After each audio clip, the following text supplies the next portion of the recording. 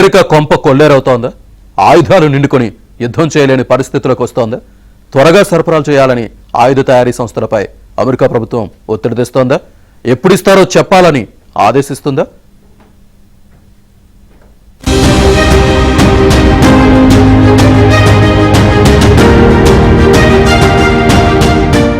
ఇరాన్తో యుద్ధాన్ని ముగించేందుకు అమెరికా అధ్యక్షుడు Donald Trump సుముఖంగా ఉన్నట్లు కొన్ని పత్రికల్లో వార్తలు వస్తున్నాయి. అదే టైంలో ఆయుధ నిలువలను పెంచుకునేందుకు అమెరికా ప్రభుత్వం అన్ని ప్రయత్నాలు చేస్తోంది. గత 5 నెలలుగా జరుగుతున్న యుద్ధం కారణంగా అమెరికా ఆయుధాలు సగానికంటే తక్కువకు పడిపోయాయి. ఇప్పుడే నిద్రలేవకపోతే సమీప భవిష్యత్తులో ఆయుధాగారాలు ఖాళీ అవుతాయని పెంటగాన్ అధికారులు భయపడుతున్నారు. అందుకే కార్యాచరణ ప్రారంభించారు.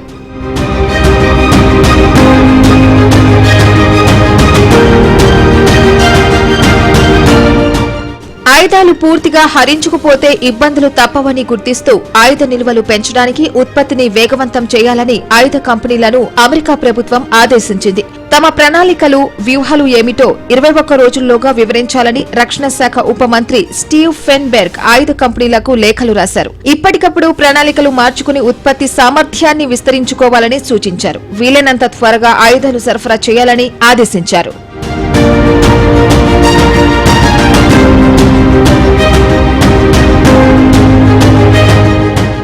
ఇరాన్ యుద్ధం తాలూకు వ్యయం, నష్టం రోజురోజుకు పెరుగుతోంది. 5 నెలలుగా యుద్ధం కొనసాగుతున్నందున ఆయుధ నిల్వలు పూర్తిగా తగ్గిపోతున్నాయి. దీంతో అమెరికా డిఫెన్స్ లో పడిపోయే అనివార్యత ఏర్పడింది. అందుకే ఆయుధాలు నిల్వల పెంపుపై చురుగ్గా దృష్టి సారించింది. విస్తృత ఆధునీకరణ దిశగా అడుగులు వేస్తోంది.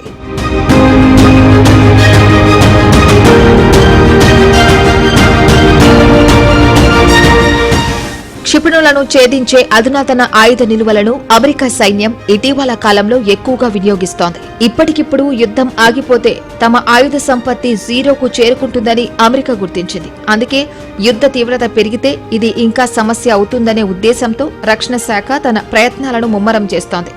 అమెరికా, పశ్చిమాసియాలోని మిత్రపక్షాలు ఇప్పటికే గగనతల రక్షణ వ్యవస్థలని ఆచితూచి వాడాల్సిన పరిస్థితి వచ్చింది. దానివల్ల ప్రమాదం పొంచి ఉంటోంది. యుద్ధానికి ముందు పేట్రియాట్ ఇంటర్సెప్టర్ల సంఖ్య 2330 ఉంటే ఏప్రిల్లో 1030కి తగ్గింది. ప్రస్తుతం వాటి సంఖ్య 827 వద్ద ఉంది. అంటే యుద్ధానికి ముందు పరిస్థితులు చూస్తే ఇప్పుడు 65% తగ్గుదల కనిపించిందని అనుకోవాలి. అవి ఇంకా తగ్గే ప్రమాదం ఉంది. థర్డ్ ఇంటర్సెప్టర్లు 452 నుంచి 232కు తగ్గాయి. మధ్యలో కొన్నింటిని సమకూర్చుకున్నా ప్రస్తుతం 234 నుంచి 278కి మించబోవు. ఇది యుద్ధానికి ముందున్న నిల్వ కంటే 38% తక్కువని తెలుస్తోంది.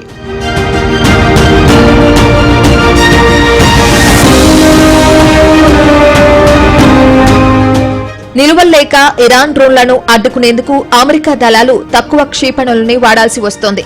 అలాంటి సమయంలో ఒక డ్రోన్ క్షిపణి తప్పించుకుని వచ్చినా ప్రమాదమేనని వాషింగ్టన్లో వ్యూహాత్మక అంతర్జాతీయ అధ్యయనాల కేంద్రం విశ్లేషిస్తోంది. అధ్యక్షుడు ట్రంప్ మాత్రం ఆయుధాల కొరతను అంగీకరించడం లేదు. అవసరానికి మించి ఆయుధాలున్నాయని, వాటిని ఎప్పటికప్పుడు యుద్ధ క్షేత్రానికి పంపుతున్నామని ఆయన వివరిస్తున్నారు. మరోపక్క రక్షణ శాఖ బడ్జెట్ పెంచే బిల్లు అమెరికా కాంగ్రెస్ లో ముందుకు కదలడం లేదు. కేటాయింపులను $90,000 కోట్ల నుంచి ఒకేసారి $1,50,000 కోట్ల పెంచడానికి అమెరికా కాంగ్రెస్ సభ్యులు అంగీకరించడం లేదు.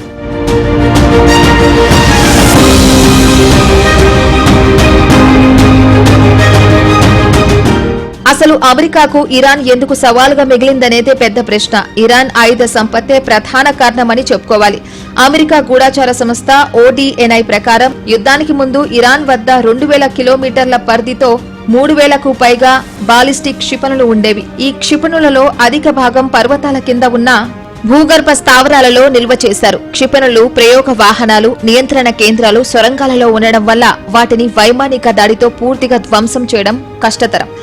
ఇక హార్ముజ్ జలసంధి ప్రపంచ సముద్ర మార్గ చమురు వాణిజ్యంలో సుమారు 20% మరియు LNGలో గణనీయమైన భాగాన్ని రవాణా చేస్తుంది. దీని ఉత్తర తీరం ఇరాన్కు సమీపంలో ఉంది. అందువల్ల పెరుగుతున్న ఉద్రిక్తలు హోర్ముజ్ జలసంధి మూసివేత ప్రపంచ చమురు ధరలు, ఇంధన సరఫరాలపై ప్రత్యక్ష ప్రభావాన్ని చూపుతున్నాయి. హిజ్బుల్లా, హోతీలాతో పాటు అనేక ఇరాకీ షియా సాయుధ సమూహాల ఇరాన్ మద్దతుతో పశ్చిమాసియాలో చురుగ్గా ఉన్నాయి. అమెరికా రక్షణ నిపుణులు వీటిని ఇరాన్ ముందస్తు రక్షణ వ్యూహంలో భాగంగా పరిగణిస్తున్నారు. గత దశాబ్ద కాలంలో షాహెబ్ వంటి వేలాది డ్రోన్లను ఇరాన్ అభివృద్ధి చేసింది. వీటిని సుదూర దాడులు, నిఘా కోసం ఉపయోగిస్తారు. రష్యా ఉక్రెయిన్ యుద్ధంలో ఇరాన్ డ్రోన్ల వాడకంతో వాటి సమర్థత ప్రపంచానికి తెలిసింది.